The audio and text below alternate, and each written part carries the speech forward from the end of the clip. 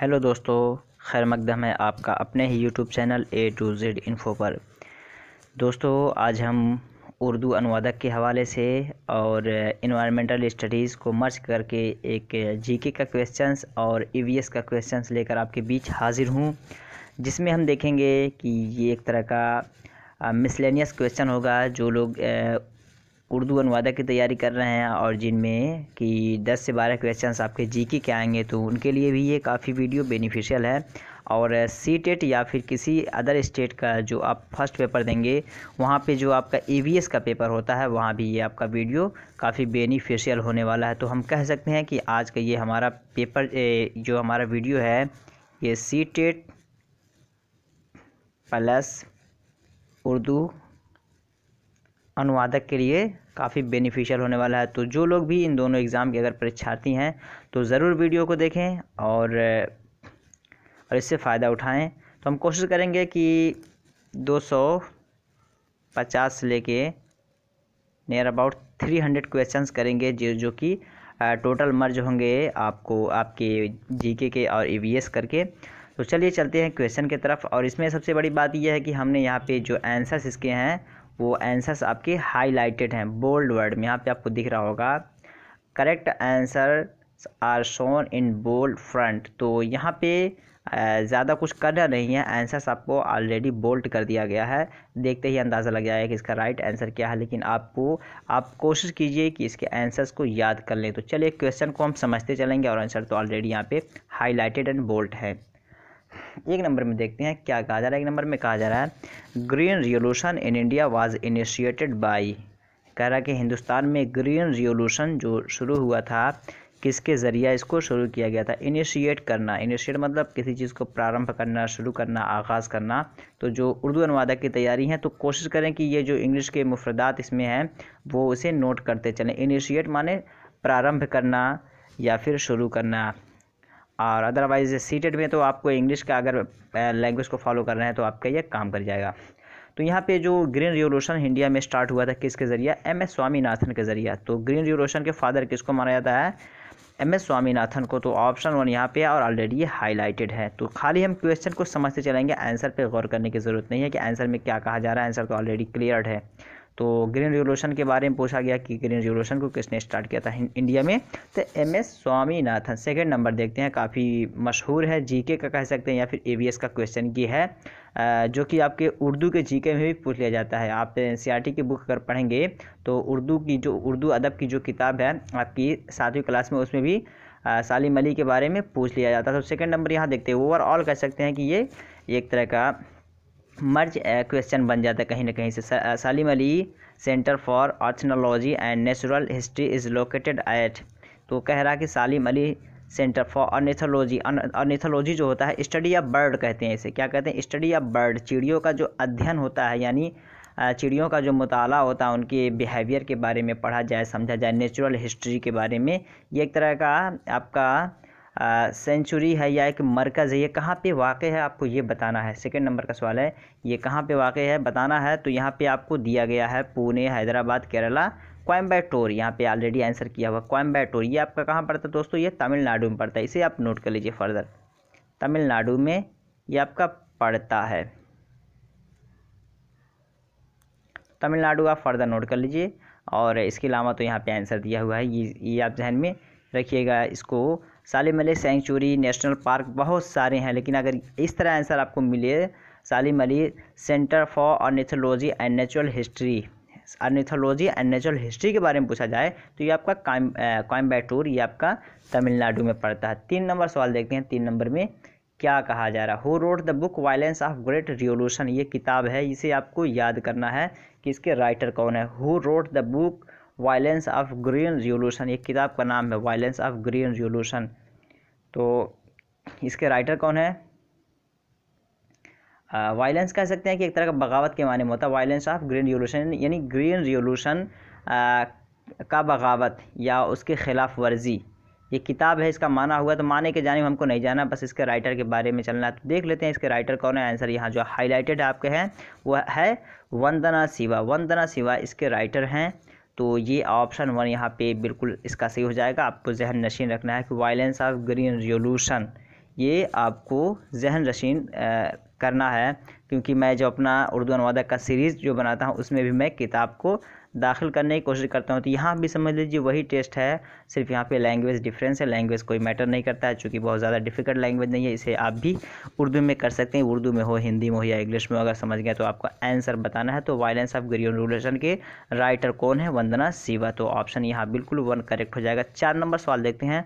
4 number में क्या पूछा जा रहा है? 4 में कहा जा रहा है the biggest award for environmental activities in India is given in the name of an individual in whose name it is it constituted। कि हिंदुस्तान में कहा जा रहा है कि इन्वायरमेंटल एक्टिविटीज़ मतलब कह सकते हैं कि समाज सेवा से संबंधित है। ये किससे है? समाज सेवा से संबंधित है। समाज सेवा से संबंधित है। जो हिंदुस्तान में सबसे बड़ा अवार्ड दिया जाता, किसके नाम पे दिया जाता है या किसके नाम पे उसकी स्थापना हुई है?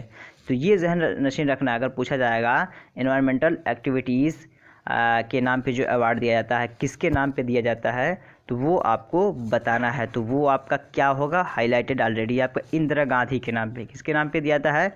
इंदिरा गांधी के नाम पे। Biggest award for environmental activities in India is given in the name of an individual in whose name is it constituted। तो इंदिरा गांधी यहाँ पे बिल्कुल करेक्ट हो जाएगा। आपको ये ज़हन नशीन रखना है, कुछ नहीं कि इन्वायरमेंटल एक्टिविटीज़ पे जो हिंदुस्तान में सबसे बड़ा अवार्ड दिया जाता है वो इंदिरा गांधी के नाम पे दिया जाता है। तो ये आपको ज़हन नशीन रखना है। फर्दर आप इसको नोट बना भी सकते हैं, 1 लाइनर करके आंसर करके, या फिर इसका स्क्रीनशॉट भी ले सकते हैं।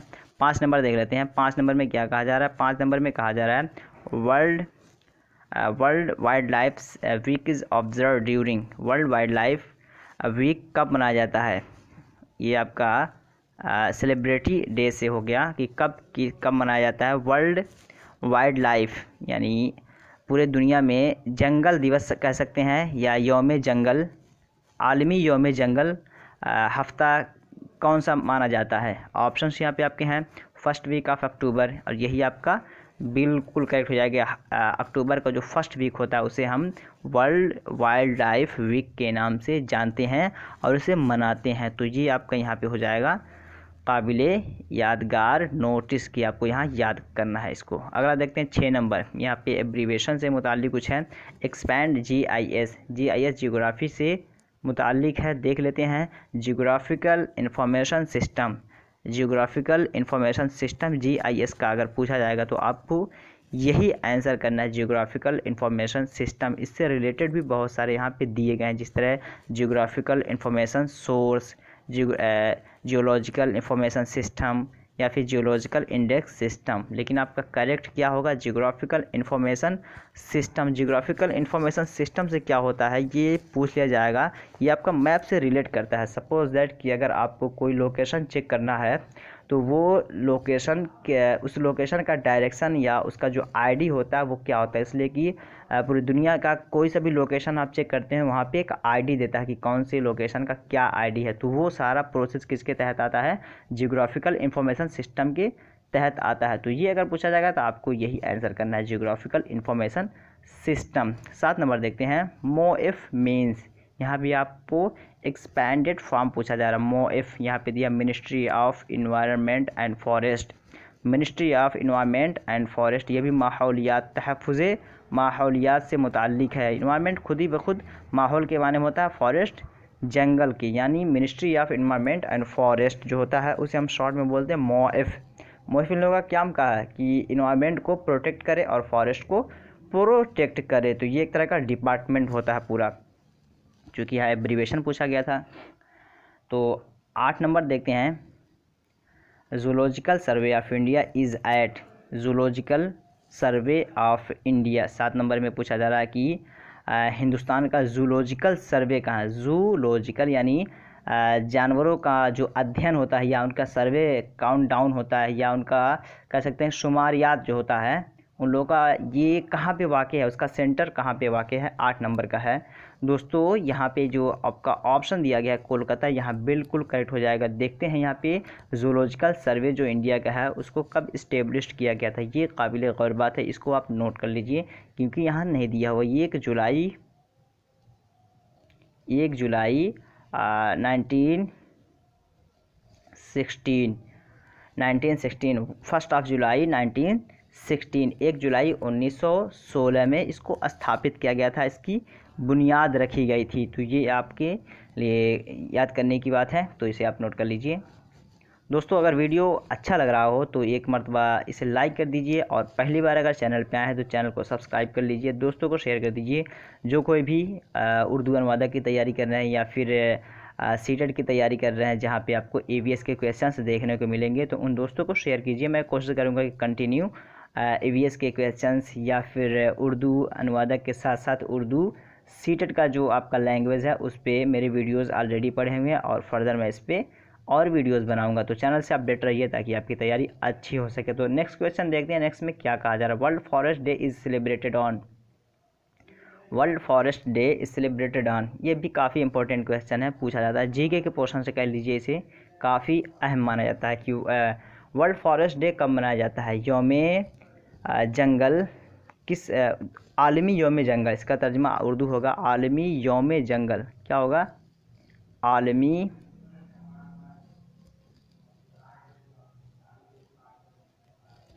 यौम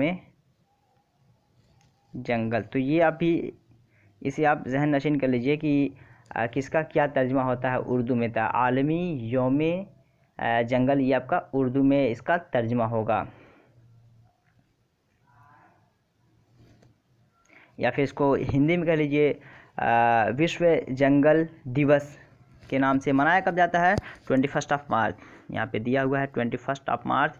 तो आलमी यौम जंगल को जो मनाया जाता है 21 मार्च को।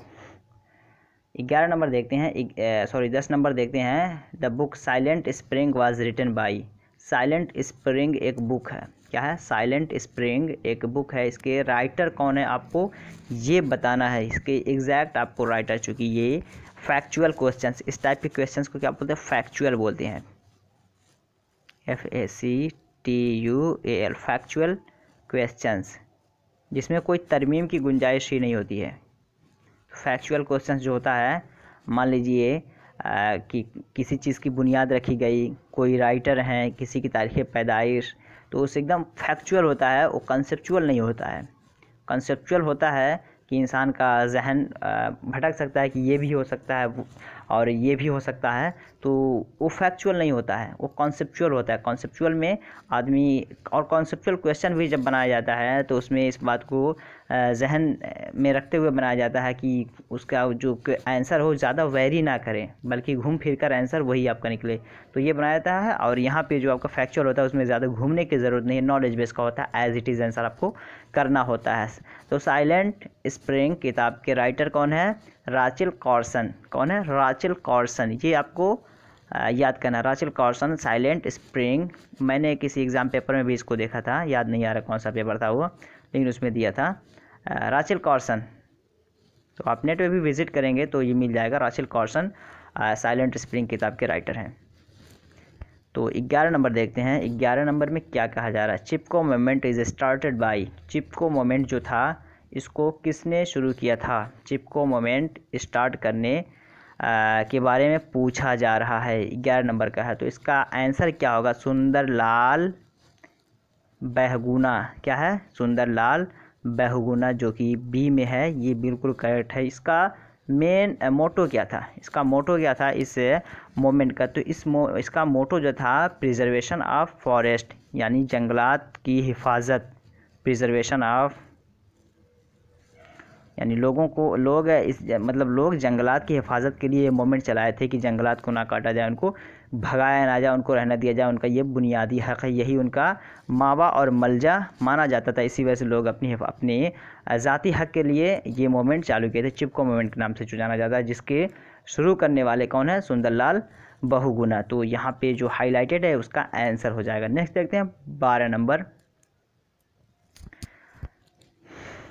मैं कोशिश करूँगा कि नेक्स्ट टाइम फिर आऊँ तो उर्दू अदब से लेकर वोकैबुलरी यानी मुफरदात के क्वेश्चंस लेकर आऊँगा। किसके? मुफरदात। उनके लिए जो उर्दू अनुवादक की तैयारी कर रहे हैं, ताकि उनके अंदर उनका भी एग्ज़ाम जो चूँकि हमको तो नहीं लग रहा है कि इस मंथ में होगा, क्योंकि बहुत सारे जो एग्ज़ाम्स थे पोस्टपोन्ड हो गए हैं गैदरिंग प्लेस को मद्देनज़र रखते हुए। तो may be in the month of next anyway कभी भी होगा तो हम मुफरदात को नए वीडियो के साथ आएंगे और उसमें कोशिश करेंगे कि अच्छे खासे मुफरदात लेकर आएँ, उर्दू, हिंदी, इंग्लिश और तज़कीर व तानीस वाहिद जमा के साथ। समझे इससे पहले भी हम लेकर आए थे। तो अभी ये जो सेशन है ये मुश्तरका है सीटेट और उर्दू अनुवादक की जी के क्वेश्चन के साथ, या फिर किसी भी स्टेट की आप तैयारी कर रहे हैं वहाँ पे ये काम आएगा। अगला देख लेते हैं 12 नंबर सवाल। 12 नंबर भी सालिम अली से देखे थे, फिर आ गया Salim Ali bird sanctuary is located at. Salim Ali bird sanctuary ये कहाँ पे लोकेट करता है? बर्ड सेंचुरी के बारे में पूछा जा रहा है। और एक और पूछा गया था अभी जस्ट हम देखे थे 1 नंबर में, वहाँ पे क्या था? वो कोयम्बटूर वहाँ पे था। वहाँ पे पूछा था आर्थ्रोलॉजिकल हिस्ट्री, आर्थ्रोलॉजिकल यानी परिंदों का जो स्टडी वाला मकाम था उसके बारे में पूछा गया था, नेचुरल हिस्ट्री के बारे में। वो कहाँ पे था? कोयम्बटूर, तमिलनाडु में। और ये पूछा जा रहा है सालिम अली बर्ड सेंचुरी ये कहाँ पे है? तो ये आपका कहाँ पे है?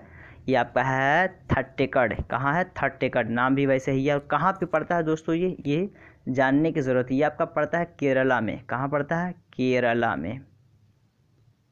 केरला में। तो ये काफ़ी क्वेश्चंस अच्छे हैं और सिलेक्टेड क्वेश्चंस हैं, क्योंकि आपको ये सारे क्वेश्चंस नेट पे भी आपको मिल जाएंगे। आप विज़िट करेंगे तो आपको वहाँ मिल जाएगा। इसी वजह से मैं सोचा कि इन क्वेश्चंस को लेकर आपको करा दूँ। तो 13 नंबर देखते हैं।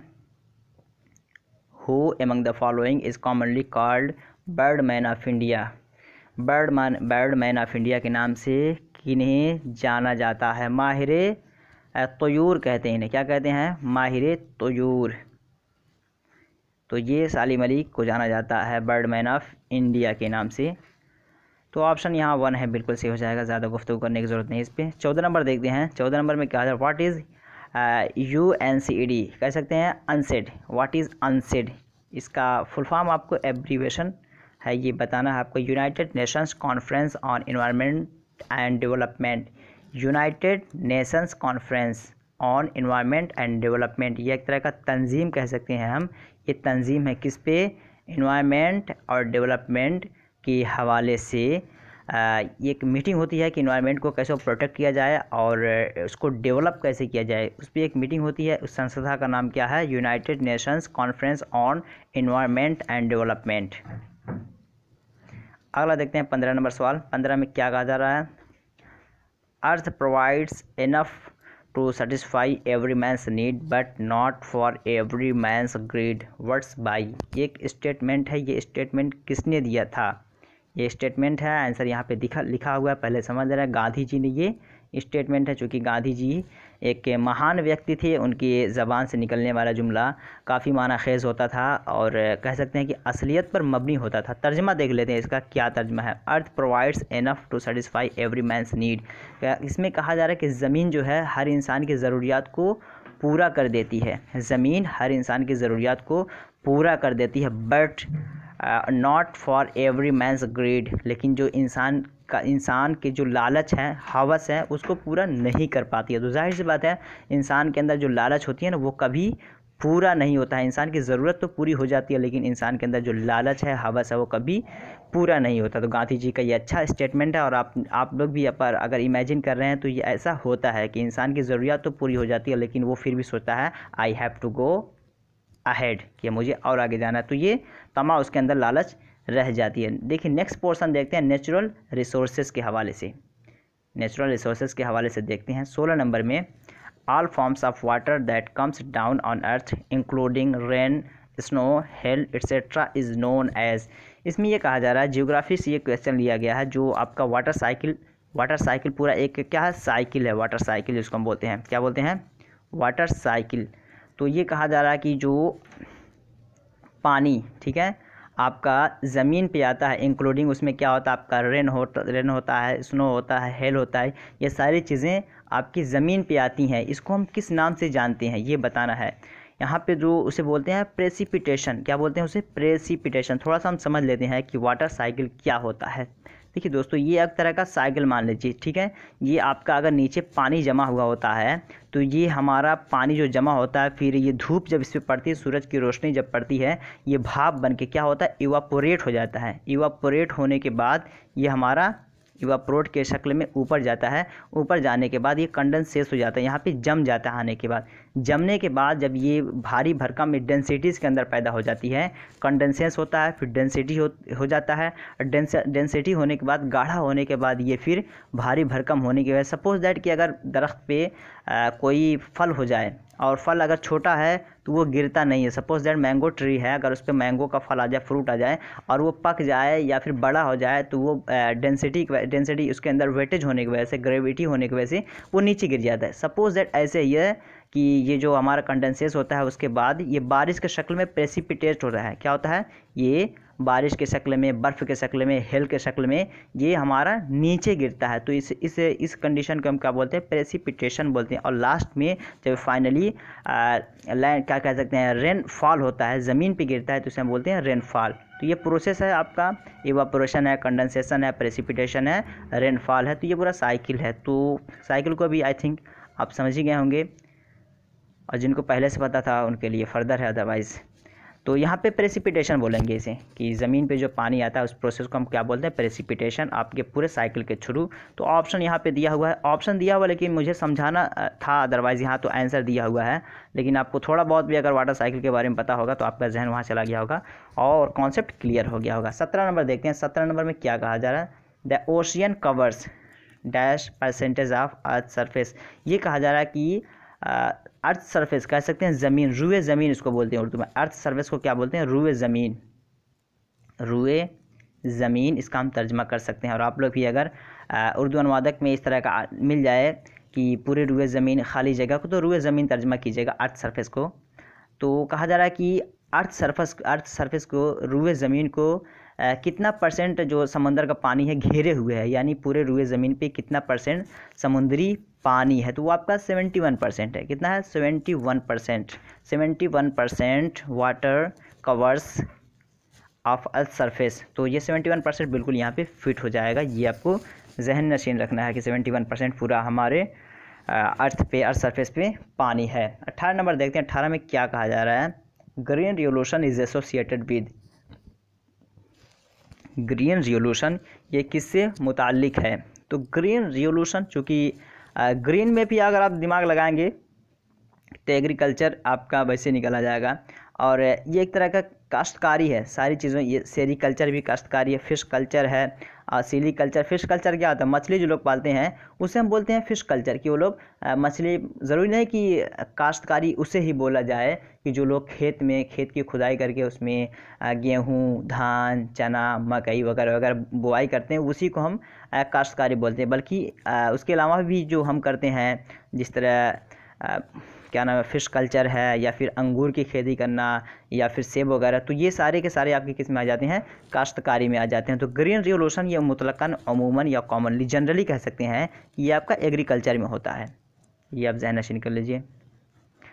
अगला देखते हैं 19 number, the component of LPG are, LPG liquid petroleum gas, liquid petroleum gas का जो कंपोनेंट मतलब किसके अंदर कौन कौन सा हिस्सा या कौन कौन सा क्या ना पोर्शन पाया जाता है, गैस इसके अंदर पाया जाता है। लिक्विड पेट्रोलियम गैस है तो गैस का कौन कौन से किस किस हिस्से से मिल के ये बनता है। तो इसके अंदर जो पाया जाता है पोर्शन या कंपोनेंट्स पाया जाता है वो आपका प्रोपेन एंड बुटेन। प्रोपेन और बुटेन इसका मेन कंपोनेंट होता है जो LPG को वेरीफाइड करता है। इसको पूरा फ्लेमिंग के लिए या अदर पर्पज़ डोमेस्टिक अप्लायंसेस के लिए यूज़ होता है। तो प्रोपेन और बुटेन के मिलाने से ये पूरा तैयार हो जाता है LPG, liquid petroleum gas. 20 number देखते हैं, major consumer of wood from forest is, major consumer of wood from forest is. तो कहा जा रहा है कि मेजर कंज्यूमर ऑफ वुड, लकड़ियाँ जो हैं उनका सबसे ज़्यादा इस्तेमाल किस काम में होता है।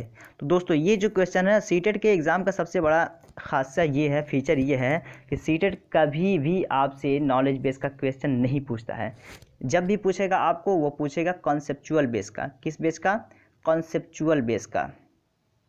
ठीक है, कॉन्सेप्चुअल बेस का पूछने के लिए हम कह सकते हैं, जैसे ये पूछ लेगा कि how the paper industry is run under. तो पेपर इंडस्ट्री किसके तहत चलता है? तो पेपर इंडस्ट्री के लिए क्या ज़रूरी है? आपके लिए दरख्त ज़रूरी है।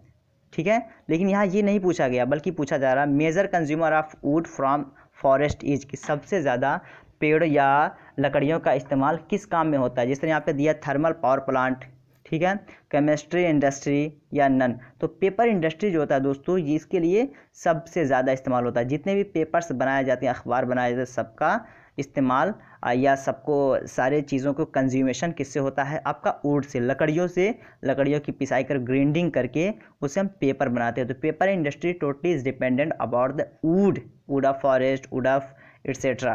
तो ये वुड पे डिपेंड होता है, लकड़ियों पे डिपेंड होता है। सबसे ज़्यादा जो वुड कंज्यूम करता है वो आपका पेपर इंडस्ट्री। तो यहाँ पे ये पेपर इंडस्ट्री आपको कंसेप्चुअल समझते हुए चलना है। 21 देखते हैं, the portion of earth and its environment which can support life is known as. कहा जा रहा है कि ज़मीन का वो हिस्सा जहाँ पे इंसान अपनी ज़िंदगी गुजारता है उसे हम किस नाम से जानते हैं? तो दोस्तों, इस ज़मीन का जो हिस्सा है ना, एक आपकी सूखी ज़मीन है, मसलन पहाड़ी एरिया, एक फ़िज़ाई एरिया, और एक है पानी वाला एरिया, और एक होता है जो सबका मिलाप होता है, यहाँ पे लाइफ सस्टेन करना मुनासिब होता है। उसके बारे में पूछा जा रहा है। The portion of earth and its environment which can support life is known as, यानी जहाँ पे ज़िंदगी गुजारना मुमकिन हो, उस लेयर को हम किस नाम से जानते हैं, या उस तबक़े को हम किस नाम से जानते हैं? तो यहाँ उसको हम जानते हैं बायोस्फीयर। बायोस्फीयर में क्या होता है? आपका वो लैंड एरिया होता है, और वो आपका यानी पानी वाला एरिया, लैंड एरिया, एटमॉस्फेयर सबसे मिलके वो बना हुआ होता है। तो क्रस्ट जो है ये आपका अलग पोर्शन है। क्रस्ट, मेंटल कोर, ये आपका इंटीरियर्स ऑफ अर्थ माना जाता है, और ये लेयर ऑफ एटमॉस्फेयर से आ जाता है, ये दोनों। तो इसके हवाले से भी अब हम देखेंगे, नीचे क्वेश्चंस हैं। 22 नंबर देखते हैं, व्हाट इज़ ट्रोपोस्फेयर। देखिए आगे ट्रोपोस्फेयर क्या है, ट्रोपोस्फेयर के हवाले से अभी हम बात कर रहे थे। तो इसका ये क्या है? Lowest layer of atmosphere where survive, ठीक है, वेयर भी सर्वाइव। ये जो मतलब एक तरह का लेयर है, एटमॉस्फेयर का लेयर। एटमॉस्फेयर किसे कहते हैं? माहौल, फिज़ा को कहते हैं। मान लीजिए हम जहाँ पे हैं, हमारे ऊपर जितने भी निगाहें आपकी जितनी ऊपर जाएंगी वो सारे के सारे आपके लेयर्स हैं, उसको डिवाइडेड इनटू पार्ट्स किया गया है, कई हिस्सों में उन्हें बांटा गया है। तो ये आपका जो troposphere, lowest layer of atmosphere where we survive, ये ऐसा लेयर है कि जो सबसे नीचे वाला लेयर, जिस पे सपोज दैट कि हम खड़े हैं, ये हमारा वही लेयर है जिसको हम ट्रोपोस्फियर के नाम से जानते हैं, और अपनी हम जिंदगी यहाँ पे गुजारते हैं, सस्टेन करते हैं। तो ये लोवेस्ट लेयर होता है। तो यही इतना ही काफ़ी यहाँ पे। आगे देखते हैं 23 number, the main energy source for the environment is. Main energy source for the environment, environment जो है उसको सबसे उसको एनर्जी या तक़वियत मिलने का सबसे अहम हिस्सा क्या है, सबसे अहम सोर्स, ज़रिया क्या है? यानी इन्वायरमेंट को, माहौल को जो ग़िज़ा मिलती है या उसको तक़वियत मिलती है, उसका मेन ज़रिया क्या है ये बताना। Solar energy. क्या दोस्तों? Solar energy. अगर सोलर एनर्जी ना रहे, सूरज की जो तक़वियत अगर ना मिले, तो इंसान इंसान की भी ज़िंदगी दुश्वार हो जाएगी। दरख्तों से नाइट्रोजन और ऑक्सीजन का जो ट्रांसफॉर्मेशन होता है वो भी कम हो जाएगा, और एग्रीकल्चर पे भी काफ़ी असर पड़ेगा। तो ये इन्वायरमेंट को सस्टेन करने के लिए या बेटर वे में इसको रन करने के लिए सोलर एनर्जी की बहुत ज़्यादा ज़रूरत पड़ती है। तो यहाँ पे main energy source for the environment आपका क्या हो जाएगा? Solar energy. सोलर एनर्जी काफ़ी इंपॉर्टेंट होता है, सोलर रेज जो होता है वो काफ़ी इंपॉर्टेंट होता है लाइफ सस्टेन करने के लिए। तो यहाँ पे सोलर एनर्जी यहाँ पे आंसर हो जाएगा, जैसा कि यहाँ हाईलाइटेड है, बोल्टेड है। 24 नंबर देखते हैं, which gas is likely to be reduced in the atmosphere by deforestation. कहा जा रहा है कि अगर हम डिफॉरेस्ट्रेशन कर रहे हैं, सपोज दैट एटमॉस्फेयर कह लीजिए, फिज़ा को, अगर हम जंगलात को काट रहे हैं, डिफॉरेस्टेशन कहते हैं जंगलात को काटना, जंगलात से पेड़ पौधे को ख़त्म कर देना, तो इससे सबसे ज़्यादा नुकसान क्या होगा? कार्बन डाइऑक्साइड का नुकसान होगा, नाइट्रोजन का होगा, या सल्फ़र डाइऑक्साइड का? तो दोस्तों क्या होता है, ट्रांसफॉर्मेशन क्या होता है, इंसान क्या लेता है और क्या देता है। दरख्त पेड़ पौधे जो होते हैं क्या लेते हैं, क्या देते हैं। तो जो इंसान क्या रिलीज़ करता है, नाइट्रोजन रिलीज़ करता है, ऑक्सीजन लेता है। और दरख्त क्या करते हैं कि वो ऑक्सीजन रिलीज़ करते हैं और नाइट्रोजन एब्जर्ब करते हैं। ठीक है, एब्जर्व करना और रिलीज़ करने का टर्म यूज़ किया जाता है। तो अगर डिफॉरेस्टेशन हो जाएगा तो हमें ऑक्सीजन नहीं मिलेगी, क्योंकि हमें ऑक्सीजन किससे मिलती है, दरख्त से मिलती हैं। तो दरख्त की अगर कमी होगी तो हमें सांस लेने में दिक्कत होगी। तो ये आपका कह सकते हैं कि जो बैलेंसिंग है तो ये गड़बड़ा जाएगा। इसी वजह डिफॉरेस्टेशन से हमें सबसे ज़्यादा जो नुकसान होगा ऑक्सीजन का। हमें ऑक्सीजन जहाँ पे दरख्त की कमी होती है वहाँ पे लोगों को ऑक्सीजन लेने में मतलब सांस लेने में दिक्कत होती है। इसी वजह से जो लोग ऊपर जाते हैं या कुछ ऐसी जगहें हैं जहाँ पे ऑक्सीजन अवेलेबल नहीं है तो वहाँ पे वो आर्टिफिशियल ऑक्सीजन लेके जाते हैं, बॉटल ऑक्सीजन लेके जाते हैं, जहाँ पे अपनी लाइफ को सस्टेन करते हैं, गुजारते हैं। तो इसी वजह से सबसे ज़्यादा डिफॉरेस्टेशन से नुकसान होगा, तो ऑक्सीजन का नुकसान होगा। 25 नंबर देखते हैं, what are rodenticides. Rodenticides English का एक टर्म है, इंग्लिश का टर्म कह लीजिए या फिर इसको वर्ड कह लीजिए। इसका माना क्या है, दैट किल रैट्स, चूहे मारना। ठीक है, चूहे मारना को हम इंग्लिश में क्या बोलते हैं, रोडेंटिसाइड्स। रोडेंटिसाइड्स ये मतलब बोला जाता है, एक टर्म है, इस तरह का टर्म आपको पूछा जाता है। खासकर इंग्लिश का अगर लैंग्वेज के हवाले से होता है तो ऐसा पूछा जाएगा कि दैट किल रैट्स के लिए एक वर्ड है, what is one word substitution बोलते हैं। ठीक है, that kill rats one word substitution बोलते हैं, इसको बोलते हैं रोडेंटिसाइड्स। तो ये आपको दिमाग में रखना है कि अगर बोला जाए रोडेंटिसाइड्स किसे कहते हैं, दैट किल रैट्स, यानी जो चूहे को मारे या जो चूहे को मारे एक वर्ड में क्या बोलते हैं, रोडेंटिसाइड्स। 26 नंबर देखते हैं, which of the following is the most responsible for world water crisis. जो वर्ल्ड वाटर क्राइसिस यानी पानियों की कमी, वर्ल्ड वाटर क्राइसिस पूरी दुनिया में पानी की कमी का सबसे मेन वजह क्या है। डैम्स की वजह से, यानी डैम बना देने से, या फ्लड्स बाढ़ आ जाने से, पॉपुलेशन ग्रोथ की वजह से, क्या सबसे मेन अहम माना जाता है। तो ये फ्लड है, फ्लड के आने से क्या नाम है, वाटर क्राइसिस तो होगा नहीं। डैम बनाने से भी क्या होता है, डैम से हम इलेक्ट्रिसिटी प्रोड्यूस करते हैं, लेकिन ड्रॉट जो है, सूखा जब पड़ता है तो इससे क्या होता है, वाटर क्राइसिस हो जाता है। वाटर क्राइसिस क्या होता है, कहते हैं कि वाटर लेवल नीचे चला गया, ज़मीन का जो वाटर लेवल है वो नीचे चला गया। क्यों, बारिश नहीं होने से। बारिश होती है तो वाटर लेवल मेंटेन होता है। तो ये ड्राट जो है ना, सूखा पड़ जाना, जिसको उर्दू में बोलते हैं सूखा पड़ जाना। ठीक है, कहत के माने भी इसको इस्तेमाल करते हैं, कहत। कहत ड्रॉट ईयर को बोलते हैं कहत साली। क्या बोलते हैं, कहत साली, ड्रॉट ईयर। तो ये भी आप ज़हन-नशीन कर लीजिए कि कहत साली की वजह से वर्ल्ड वाटर क्राइसिस हो जाता है। 27 नंबर देखते हैं, the resources that can be replaced by natural ecological cycle is called.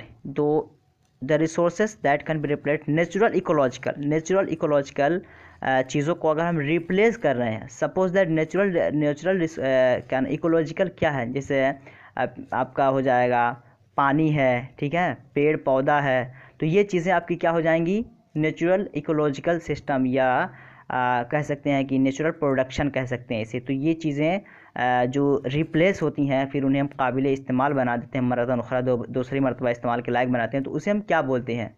ठीक है, तो जाहिर सी बात है, कोई भी चीज़ अगर कोई चीज़ है और वो इस्तेमाल हो गई या ख़राब हो गई, फिर अगर उसे हम इस्तेमाल के लायक बनाते हैं तो रिन्यूएबल बोलते हैं। क्या बोलते हैं, रिन्यूएबल। जिस तरह यहाँ पे दिया हुआ, किसी भी चीज़ को रिन्यू करना। सपोज दैट अगर आप कोई फॉर्म डालते हैं, फॉर्म डालने के बाद अगर फिर दोबारा उसे आप डालते हैं, बोलते हैं ना रिन्यू कर दीजिए, यानी उसी को फिर एज इट इज़ उसको बनाने के लिए थोड़ा प्रोसेस करना पड़ता है, फिर वो आपका वैसे ही होता है, उसको हम बोलते हैं रिन्यूएबल। 28 नंबर देखते हैं, the amount of solar radiation reaching the surface of the earth is called. The amount of solar radiation reaching the surface of earth is called. जो सोलर रेडिएशन क्या होता है, सोलर रेडिएशन कह सकते हैं raise of सन, सूरज की जो शुआएँ हैं वो हम तक पहुंचती, यानी ज़मीन तक पहुंचती हैं, उसको हम क्या टर्म देते हैं या क्या इस्तिलाह देते हैं, उसे हम किस इस्तिलाह से जानते हैं। अमाउंट ऑफ सोलर रेडिएशन, सूरज की जो किरणें हैं ज़मीन तक पहुंचती है, ज़मीन की सतह तक पहुंचती हैं, उसे हम किस इस्तिलाह से जानते हैं, उसे हम जानते हैं सोलर फ्लक्स। किस नाम से आते हैं, solar flux. Solar flux is known the solar radiation reaching the surface of earth. ठीक है, तो ये जो होता है उसे हम सोलर फ्लक्स के नाम से जानते हैं कि जो सूरज की शुआएं हैं वो ज़मीन की सतह तक पहुंचती हैं, तो हम सोलर फ्लक्स के नाम से उसे जान जाते हैं। 29 नंबर देखते हैं। 29 में क्या कहा जा रहा है? 29 में कहा जा रहा है the most harmful of ultraviolet radiations are, सबसे ज़्यादा मुज़िर, हार्मफुल को क्या बोलते हैं उर्दू में? मुज़िर बोलते हैं, ठीक है। और इसको उर्दू में मुज़िर बोलेंगे और आपका हिंदी में से हानि बोलेंगे। क्या बोलेंगे? हानि, नुकसानदेह भी बोलते हैं उर्दू में, लेकिन मुज़िर काफ़ी अच्छा वर्ड है, इसे आप ज़हन-नशीन कर लीजिए। हिंदी में से हानि बोलते हैं और इंग्लिश में हार्मफुल बोलते हैं। तो the most harmful of ultraviolet radiations are, सबसे ज़्यादा नुकसानदेह रेज़ जो है वो कौन सा है? तो UVC, ये ऑप्शन देख रहा है ना, UVC, ये आपका बिल्कुल यहाँ पे सही हो जाएगा। तो ये आपका जो स्ट्रेटोस्फीयर में ओजोन लेयर है वो क्या करता है, डायरेक्टली जो सन रेज़ होता है उसमें कुछ हार्म्स रेज़ होती हैं जो कि अल्ट्रावायलेट रेज़ उससे प्यूरिफाइड करके उस रेज़ को हम तक ट्रांसफ़र करता है। तो अगर जो ओजोन लेयर अगर वो टेम्पर्ड हो जाए, फट जाए, तो उससे जो हार्मफुल रेज़ हैं वो प्रोटेक्ट ना होकर डायरेक्टली हम तक आएंगे तो हमें हार्म करेंगे, नुकसान करेंगे। इसी वजह से ओजोन लेयर का काम क्या है कि वो रेज़ को प्यूरिफाइड कर देता है, फिल्टर्ड करके हम तक भेजता है, जिससे हमारी लाइफ सस्टेन होती है और बेटर होती है। तो ये काम उसका, उसके हवाले से भी क्वेश्चन नीचे देखते हैं अभी, या फिर अगले पार्ट में लाएंगे तो फिर हम कोशिश करेंगे। दोस्तों ये ऐसे क्वेश्चंस हैं जो आपको किसी भी एग्ज़ाम में मदद कर सकते हैं। कोई सा भी एग्ज़ाम, आप कॉम्पिटिटिव एग्ज़ाम आपका हो या फिर आपका टेट का एग्ज़ाम हो या फिर आपका नॉलेजेबल हो, तो ये सारे क्वेश्चंस आप देख सकते हैं जिससे आप अपने नॉलेज को इंक्रीज़ कर सकते हैं। अगला देखते हैं 30 number. Grassland of USA is referred to as, जो ग्रासलैंड ऑफ USA के ग्रासलैंड को किस नाम से जाना जाता है? रिफर्ड कह सकते हैं कि कैसे उसे मौसूम किया गया, रिफर्ड कह सकते हैं मौसूम, ठीक है, मौसूम किया जाना, किसी चीज़ को नाम दे देना, ठीक है। तो ग्रासलैंड ऑफ USA, अमेरिका के ग्रासलैंड को किस नाम से जाना जाता है? 30 में जो यहाँ पे दिया गया प्रेरीज के नाम से, ठीक है। हो सकता है कि पूछा जाए प्रेरीज कहाँ के ग्रासलैंड को कहा जाता है? Grassland of USA is known as prairies, तो आंसर वहाँ पे होगा ये स्टेपस है, पंपास है, वेल्ड्स है, ये सारे के सारे कहीं ना कहीं के ग्रासलैंड हैं। तो यहाँ पे हम फिलहाल ये देख रहे हैं कि ये प्रेरीज जो है ये आपका ग्रासलैंड ऑफ USA को प्रेरीज के नाम से जाना जाता है। अगला देखते हैं। आज हम टोटल 45 क्वेश्चंस करेंगे, फिर नेक्स्ट पार्ट में कोशिश करेंगे कि उसी के आगे लेकर आएँ। तो अभी 30 मेरा हुआ है, तो 45 पे हम इक्तफा करेंगे, नेक्स्ट टाइम फिर इसी को आगे करेंगे। कोशिश करेंगे कि 300 क्वेश्चन जो है, ताकि GK और ABS के बहुत सारे क्वेश्चंस आपके यहाँ कवर हो जाएंगे, जो कि मिसलेनियस कह सकते हैं या मुश्तरका यहाँ पे सवालात और जवाबात हैं। 31 देखते हैं। 30 हो गया, हाँ 30 हो गया। 31 देखते हैं। 31 में क्या कहा जा रहा है? Extensive plantation of trees to increase forest cover is called, बोलता कहा जा रहा है कि आला पैमाने पे दरख्त लगाना ताकि फॉरेस्ट एरिया को बढ़ाया जा सके। तर्जुमा समझ लीजिए, extensive plantation of trees to increase forest cover is called, कि आला पैमाने पे दरख्त लगाना, इतना दरख्त लगाना कि जंगलात का जो एरिया है उसमें इजाफा हो जाए, उसको हम किस नाम से जानते हैं? यानी इतना दरख्त लगाना कि उससे जंगलात के एरिया में इजाफा हो जाए, रकबे में इजाफा हो जाए, उसे किस नाम से हम जानते हैं? तो उसे हम जानते हैं एफॉरेस्ट्रेशन। क्या बोलते हैं? एफॉरेस्ट्रेशन। प्लांटेशन होता है अफॉरेस्ट्रेशन, यानी जो फॉरेस्ट्रेशन के मतलब हुआ जंगलातों के रकबे में इजाफा कर देना, जंगलात के रकबे में इजाफा कर देना एफॉरेस्ट्रेशन के नाम से जानते हैं। डिफॉरेस्ट्रेशन जो होता है वो कहता है जंगलात के रकबे में कमी कर देना, यानी जंगलात को काट देना। सोशल फॉरेस्ट्री ये कोई ख़ास वर्ड नहीं है। फिलहाल जो आपका यहाँ पे पॉजिटिव और निगेटिव बोला जाता है तो ये इसके अगेंस्ट में बोला जाता है, लेकिन आंसर आपका जो यहाँ पे होगा वो हाईलाइटेड है। चूँकि हाईलाइटेड हैं, लेकिन हम थोड़ा समझते अगर चलेंगे तो ये एक्सप्लेनेशन है, ये आपके माइंड में इंटेलेक्ट हो जाएगा, जाके ये बैठ जाएगा थोड़ा।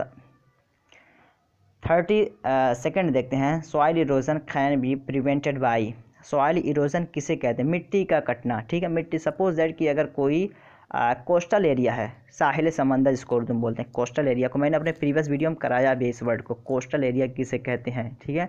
एक शोर वर्ड आता है जिसके माने साहिल होता है, कोस्टल एरिया होता है, एज होता है, कॉर्नर होता है, ठीक है। तो ये सारे वर्ड्स हैं जो किनारे के माने में इस्तेमाल होते हैं, लेकिन कोस्टल है, शोर है, तो ये साहिल समंदर के लिए ख़ास इस्तेमाल किए जाते हैं। तो यहाँ पे जो है आपका सॉइल इरोजन, तो सपोज दैट कि ये आपका जो नदी के किनारे का एरिया है, समंदर के किनारे का जो एरिया होता है, साहिल समंदर होता है, वहाँ की मिट्टी कटती है, उसे रोकने के लिए हम क्या कर सकते हैं, ठीक है। तो उसके लिए हम क्या करेंगे, प्रिवेंटेड बाय कि सॉइल इरोजन को हम कैसे उसकी हिफाजत कर सकते हैं, बचा सकते हैं अफॉरेस्ट्रेशन से, जंगलात यानी पौधे लगाकर, पेड़ लगा के, दरख्त लगाकर उसे हम बचा सकते हैं। अगर वो पेड़ पौधे रहेंगे तो मिट्टी को कटने से रोकेंगे। तो इरोजन के माने क्या होता है, सॉइल इरोजन, ये भी आपका जियोग्राफी का क्वेश्चन है। तो soil erosion is protected by afforestation, ठीक है। तो ये आपका यहाँ पे बी जो है बिल्कुल करेक्ट हो जाएगा। 33 देखते हैं, अ renewable source of energy is, ठीक है। रिन्यूएबल सोर्स ऑफ एनर्जी क्या है, अभी जैसा कि हम अभी ऊपर देखे थे ना, रिन्यूएबल की अगर कोई नेचुरल चीज़ है, नेचुरल इकोलॉजिकल है और फिर उसे दोबारा रिप्लेस किया जाए तो उसे हम किस नाम से जानते हैं, रिन्यूएबल। अब पूछा जा रहा है कि renewable source of energy is, तो वो क्या चीज़ है, पेट्रोलियम। पेट्रोलियम क्या है दोस्तों, पेट्रोलियम जो होता है ना, ये आपका इनसाइड लैंड होता है, ज़मीन के नीचे से हम लिक्विड फॉर्म में इसको निकालते हैं, निकालने के बाद इसको रिफाइनरी में ले जाते हैं और इसको ले जाके प्यूरीफाइड या फिल्टर या रिफाइन करके उसे हम काबिल इस्तेमाल बनाते हैं। वो आपका डीजल हो सकता है, पेट्रोल हो सकता है, केरोसिन हो सकता है, या भी और कोई सा लिक्विड फॉर्म में होता है जो हम अपने होम अप्लाइंसेस या दीगर ज़रूरियात के लिए इस्तेमाल कर सकते हैं। कोल है, कोयला है, इसे भी इस्तेमाल कर, न्यूक्लियर है। तो ये सारी चीज़ें क्या हैं, पेट्रोल है। सपोज दैट गाड़ी में अगर हम पेट्रोल डाल रहे हैं तो वो पेट्रोल ख़त्म हो जाने के बाद उसे हम रिन्यू नहीं कर पाएंगे। कोल है, जला देंगे तो ये आपका ऐश बन जाएगा, राख बन जाएगा। तो इस तरह हम इसे रिन्यू नहीं कर पाते। लेकिन जो दरख्त है, दरख्त से अगर सपोज दैट उसके ब्रांच को आप काट दे रहे हैं, एक शाख को काट दे रहे हैं, फिर वो दूसरा शाख वहाँ से निकल जाएगा, या फिर एक दरख्त को आप काट रहे हैं तो फिर उसी तरह 2-4 दरख्त आप लगा देंगे तो वो आपका रिन्यू हो जाएगा, ठीक है। तो ये है, इसमें रिन्यूएबल सेंस आपका किस में पाया जा रहा है, ट्री में पाया जा रहा है। इसके अलावा ये आपका रिन्यूएबल नहीं है, ये सब रिन्यूएबल नहीं है। तो ट्री जो आपका रिन्यूएबल फॉर्म में है, तो रिन्यूएबल सोर्स ऑफ एनर्जी जो यहाँ पे पूछा जा रहा है, ये आपका ट्री बिल्कुल सही हो जाएगा। यहाँ पे एक वर्ड है 34 देखते हैं, smog is a mixture of. Smog जो है बोलते हैं स्मॉग, ये 2 लफ्ज़ से मिलके बना है, एक आपका स्मोक और एक फॉग, ठीक है। तो स्मोक किसे कहते हैं, जो सपोज दैट कि हम जो स्मोकिंग करते हैं, सिगरेट पीते हैं, या फिर खाना बनाते वक्त अगर आप चूल्हे पे खाना बनाते हैं, ओवन पे खाना बनाते हैं, या चिमनी जो आपकी होती है, या कहीं से भी आपका स्मोक निकले तो उसके और फॉग जो होता है, ठीक है, इन दोनों के मिक्सअप को हम बोलते हैं स्मॉग, ठीक है। फॉग और स्मोक को दोनों के मिक्सअप को हम बोलते हैं फॉग। अगला वर्ड देखते हैं, ये काम का है, moisture in the air is known as, जो एयर हवा में जो नमी होती है उसे हम किस नाम से जानते हैं, वाटर, फॉग, स्नो, या फिर ह्यूमिडिटी, ठीक है। तो उसे हम ह्यूमिडिटी के नाम से जानते हैं। Moisture in the air is known as humidity. तो ह्यूमिडिटी कह सकते हैं कि नमी, इसको नमी के माने में हम इस्तेमाल करते हैं। और रतूबत भी इसी को कहते हैं, क्या बोलते हैं, रतूबत, रतूबत के माने भी इस्तेमाल होता है। लेकिन ज़्यादा जो आपका इस्तेमाल है आम फहम वो नमी है, ठीक है, जो कि वेट के माने में इस्तेमाल हो, WET वेट, नमी के माने में इस्तेमाल होता है।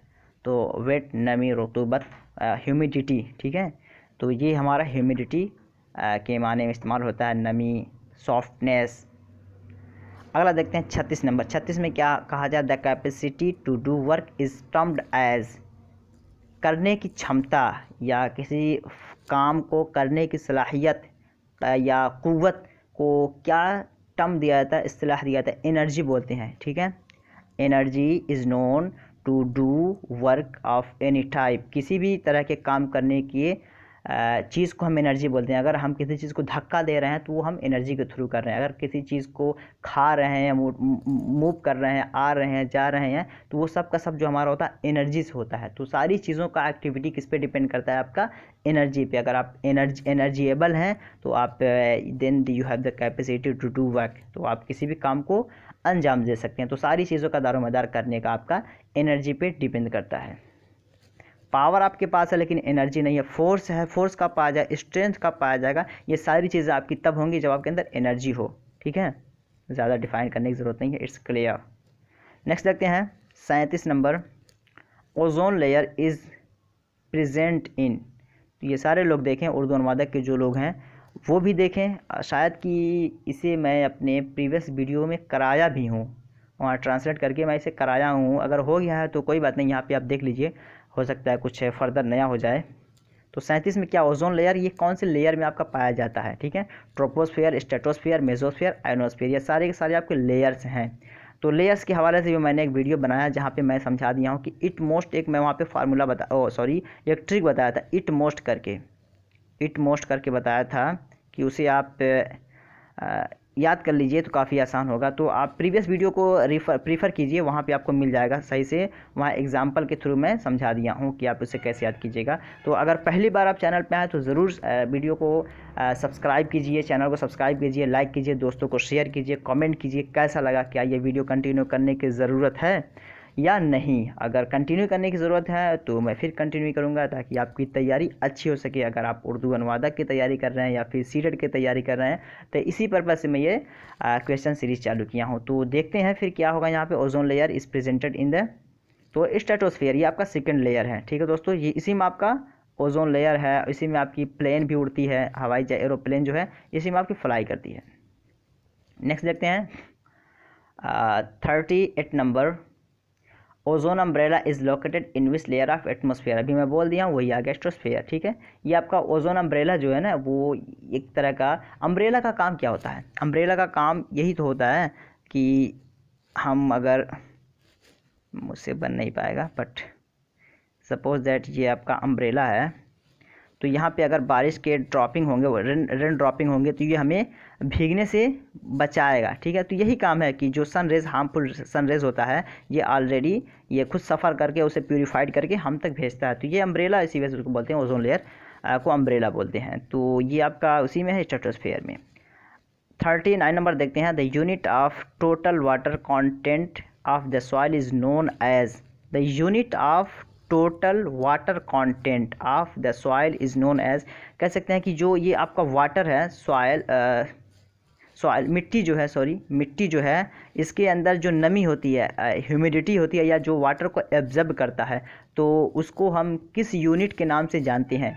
तो वाटर लेवल को, टोटल वाटर को जो एब्जर्व करता है सॉयल, उसको किस यूनिट के नाम से जानते हैं, होलार्ड यूनिट्स के नाम से हम जानते हैं, होलार्ड यूनिट के नाम से जानते हैं। ये आप याद कर लीजिए कि टोटल वाटर कंटेंट को जो सॉयल एब्जर्व करता है उस यूनिट को हम होलार्ड यूनिट के नाम से जानते हैं। सारे के सारे यूनिट्स हैं डिफरेंट टाइप्स के, जो कि किसी न किसी पोर्शन में काम करते हैं या किसी न किसी पोर्शन से यूनिट्स ये जाने जाते हैं। 40 नंबर देखते हैं, pedology study of water, study of soil. मिट्टी के अध्ययन को हम क्या कहते हैं, स्टडी ऑफ पेडालॉजी कहते हैं। सपोज दैट कि कहीं की ज़मीन बैरन हो जाती है, कहीं की ज़मीन फर्टाइल रहती है, तो वो कैसे पता चलता है। कुछ लोग जो माहिरीन होते हैं वो उसका अध्ययन करते हैं, पेडालॉजी उसे हम कहते हैं कि वो जाके वहाँ की ज़मीन का अध्ययन करते हैं, उसके अंदर जो मैन्योरिटी होती है, खाद जो होता है पैदा करने की सलाहियत, वो ख़त्म हो जाती है, इसी वजह से बैरन ज़मीन कहा जाता है। बैरन के माने उर्दू में होता है बंजर, या फिर बाँझ के माने में भी इस्तेमाल किया जाता है। ठीक है, फर्टाइल जिसके अंदर पैदा करने की सलाहियत हो, तो इस तरह उसके अध्ययन को इसी वजह से कहते हैं स्टडी ऑफ सॉइल, की मिट्टी की हकीकत को वो पहचान कर पाते हैं, शनाख्त कर पाते हैं। 40 नंबर देखते हैं, व्हाट इज़ डिफॉरेस्टेशन। डिफॉरेस्टेशन क्या है, डिफॉरेस्टेशन के हवाले से भी हम ऊपर समझे। Deforestation, afforestation, destruction of forest, यानी जंगलात को ख़त्म करना, बर्बाद करना डिफॉरेस्टेशन है। ऐसा नहीं कि हम जंगलात के पेड़ों को काटें तभी डिफॉरेस्टेशन, उसमें हम आग लगा दें या फिर उसे हम किसी भी तरीके से बर्बाद करें, वो हमारा डिफॉरेस्टेशन कहलाता है, जो कि हमारे नाइट्रोजन ऑक्सीजन के बैलेंसिंग को डिस्टर्ब कर देता है। नेक्स्ट देखते हैं 42 number, deforestation generally decrease. Deforestation कैसे कम होता है, डिफॉरेस्टेशन ये आपका कम कैसे होगा, ग्लोबल वार्मिंग से होगा, ड्रॉट से कम होगा, सॉइल इरोजन से कम होगा, या फिर रेनफॉल। यहाँ पे आंसर ऑलरेडी दिया हुआ है, तो रेनफॉल जो है दोस्तों, इससे आपका डिफॉरेस्टेशन जो है जनरली कम हो जाएगा। डिफॉरेस्टेशन जनरली डिक्रीज, यानी जंगलात के काटने का जो अमल है कम कैसे होता है, या फिर जंगलात को ख़त्म करने का अमल जो ये कैसे कम होगा, रेनफॉल से। तो अगर बारिश होगी तो जंगलात अच्छे होंगे, ठीक है, और पेड़ पौधों में जो क्या नाम है ब्रांचेज आएंगे और वो ज़्यादा तेज़ी से बढ़ेगा, तो वो हमें नाइट्रोजन ऑक्सीजन का ट्रांसफॉर्मेशन जो बैलेंसिंग है वो भी मेंटेन रहेगा। तो रेनफॉल यहाँ पे बिल्कुल इसका करेक्ट आंसर हो जाएगा। कॉन्सेप्चुअल क्वेश्चन है और ये सीटेट में इसी तरह के क्वेश्चन आपको देखने को मिलेंगे। अगला देखते हैं 43 number, who among the following result in the formation of soil. Formation of soil यानी जो मिट्टी को जो फॉर्मेट किया जाता है उस अमल को क्या कहते हैं, वेदरिंग। ये आपको याद रखना है कि formation of soil is known as weathering. तो वेदरिंग के थ्रू फॉर्मेशन ऑफ सॉइल होता है, मिट्टी का बनना जो होता है वेदरिंग के थ्रू होता है। 44 नंबर देखते हैं, मिल्चिंग हेल्प्स इन। मिल्चिंग क्या होता है, मॉइस्चर कंजर्वेशन। मॉइस्चर कंजर्वेशन क्या होता है, सपोज दैट आपका जो फ़िज़ा है, ये माहौल है, या कभी कभी ऐसे आप देखते होंगे मॉर्निंग में कि आपके जो आपका जो बॉडी होता है उसमें आपका मॉइस्चरिंग होता है, एक नमी चिपचिपा सा आपके जिस्म में हो जाता है, वो उसको प्रोटेक्ट कौन करता है, तो उस टर्म को किस नाम से हम जानते हैं, उसको हम जानते हैं मुल्चिंग के नाम से। तो मुल्चिंग ये जो है, मुल्चिंग हेल्प्स इन मॉइस्चर कंजर्वेशन, तो नमी को बरकरार रखने में जो मदद करता है उसे हम मुल्चिंग के नाम से जानते हैं। तो मॉइस्चर कंजर्वेशन या ह्यूमिडिटी अभी ऊपर हम पढ़े थे, तो वो इसी से रिलेट करता है, इसी को वो कंजर्व करता है, उसी की हिफाजत करता है। अगला देखते हैं 45 नंबर। 45 में क्या कहा जा रहा है, 45 में कहा जा रहा है atmospheric humidity is measured by. Atmospheric humidity जो है मेज़र कैसे किया जाता है। एटमॉस्फेयर कहते हैं माहौल को, फ़िज़ा को, ठीक है, और ह्यूमिडिटी अभी हम समझे हैं, उसी को नमी बोलते हैं, रतूबत बोलते हैं, वेट बोलते हैं इंग्लिश में। तो उसको हम कैसे नापते हैं कि आज जो ह्यूमिडिटी है या नमी है कितना प्रतिशत है, कितना फ़ीसद है, कितना परसेंटेज है, उसको किस आले से या इंस्ट्रूमेंट से हम मेज़र करते हैं। तो उस आले का नाम आपको बताना है हाइग्रोमीटर। इसको भी मैं अपने प्रीवियस वीडियो में उर्दू लैंग्वेज में ट्रांसलेट करके इस क्वेश्चन को मैं कराया हूँ, तो उसे हाइग्रोमीटर के नाम से जानते हैं। तो hygrometer is known as to measure the humidity of atmosphere. तो हाइग्रोमीटर से हम ह्यूमिडिटी जो एटमॉस्फेयर का उसे मेज़र करते हैं। तो दोस्तों आज इसी पे इक्तफा करते हैं 45 ही पे, और नेक्स्ट टाइम आएंगे तो फिर इसी से जो हमारा इकोसिस्टम का अगला होगा वहाँ से स्टार्ट करेंगे, इकोसिस्टम के हवाले से। तो देखते हैं, और मैंने अपने डिस्क्रिप्शन बॉक्स में एक अपना टेलीग्राम व्हाट्सएप ग्रुप नंबर दे दिया है, वहाँ के थ्रू आप मेरे साथ ज्वाइन हो सकते हैं। कंटिन्यू रेगुलर क्लासेस या ऑनलाइन क्लासेस जो होती हैं मैं वहाँ पे इन्फॉर्म कर देता हूँ, या फर्दर कुछ लोगों को वो लिंक नहीं मिलता तो मैं अपना व्हाट्सएप नंबर दे दे रहा हूँ यहाँ पे 9839742161